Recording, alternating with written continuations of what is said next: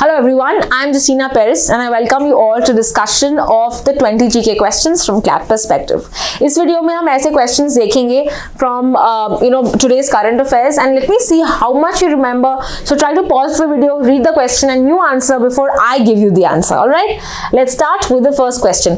What is Operation Chakra? ये Operation Chakra जो है ये एक CBI led investigation था to arrest individuals involved in digital arrest frauds. हमने देखा ये है and therefore your answer to be D. Okay, so this is launched by CBI, that is Central Bureau of Investigation. What is a digital arrest?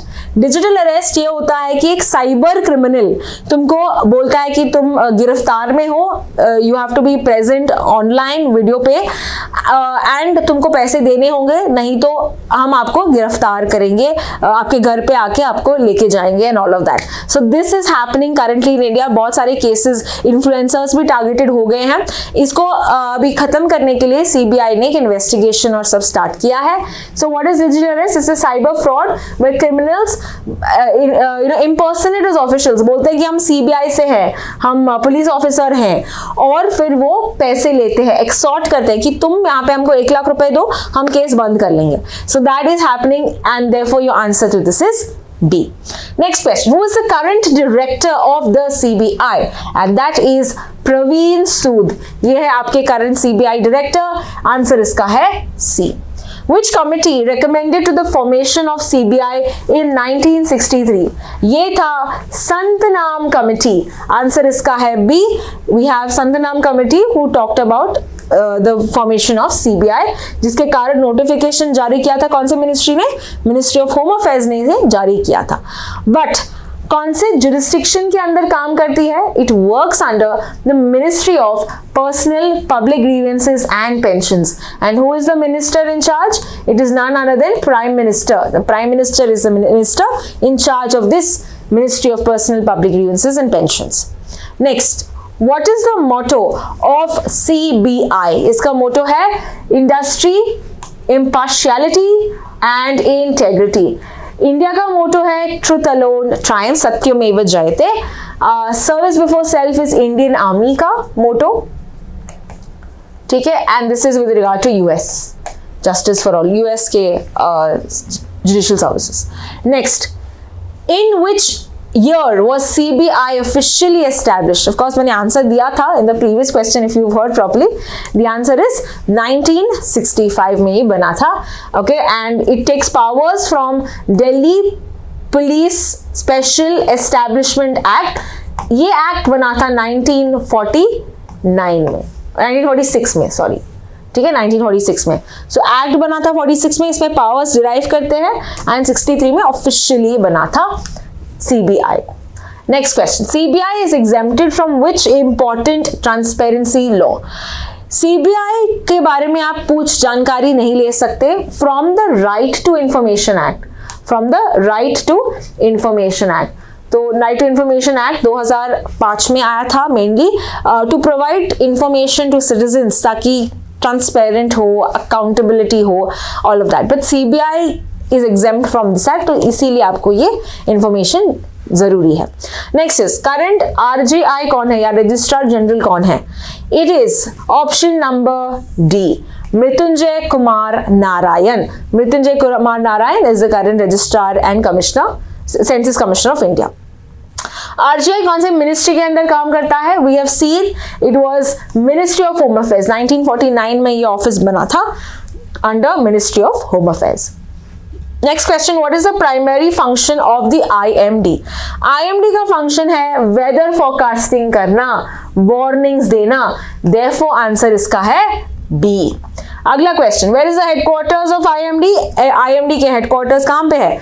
New Delhi में है. Answer इसका है C. Next question, in which year IMD बना था? Indian meteorological department was one of the oldest body. 1875 में बना था और अभी इसका 150th एनिवर्सरी होगा and that is why we have seen. इसी अवसर पे इन्होंने लॉन्च किया था मिशन मौसम. दे हैड लॉन्च्ड मिशन मौसम. सो ये आपको आंसर पता होना चाहिए. Next question, which ministry oversees the functions of the meteorological department? Answer क्या है इसका? Ministry of earth sciences, therefore answer is B, इस मिनिस्ट्री के अंदर ये काम करता है। अगला क्वेश्चन है आशा का फुल फॉर्म क्या है? ASHA is accredited social health activist, ठीक है, हेल्थ एक्टिविस्ट, ये हेल्थ वॉलंटियर्स होते हैं हर स्टेट्स में, ताकि ये एक इंटरमीडियरी बनते हैं बिटवीन पब्लिक हेल्थ यानी कि डॉक्टर्स एंड जो कम्युनिटीज होती है, जो पब्लिक होता है उनके बीच में, राइट। सो यहाँ भी प्रोटेस्ट कर रहे हैं केरला में, इसीलिए हमने आज न्यूज में देखा था। Next, in which state ASHA workers are not presently implemented? What is the answer? Yes, Goa में ये इम्प्लीमेंटेड नहीं है, as well as union territory पूछा, then Chandigarh is also where you don't have ASHA workers. अगला question, which fundamental right prohibits human trafficking in India?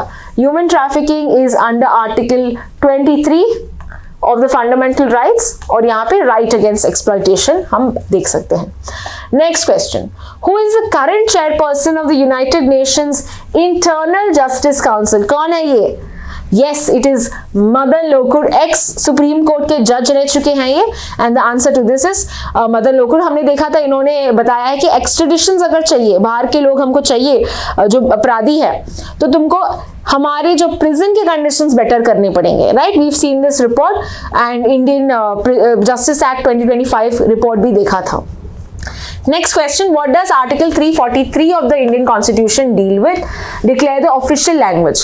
ये declare करता है कि जो official language है हमारा वो है Hindi in Devanagari script, but of course it allowed the use of English for 15 years, but वो ये आगे करते रहे। So answer इसका है 343 में अगर पूछा आर्टिकल तो Hindi is the official language, ये याद रखना है। And which is the official language for with regard to Supreme Court and High Court? कौन सा language use होता है? English, okay, that is English that you have to remember. Next aspect and the last question of the day, how many languages are recognized as scheduled languages in India under the 8th schedule? 8th schedule में बताया है 22 languages हैं, ये originally 14 थे and now we have 22 languages. Urdu was one of them, और हमने आज article देखा था उर्दू से रिलेटेड जहाँ पे एक बोर्ड था consisting of Urdu written on it. So that is all with regard to 20 GK questions. I hope you have got them correct. I will see you in the next video. Thank you so much for watching.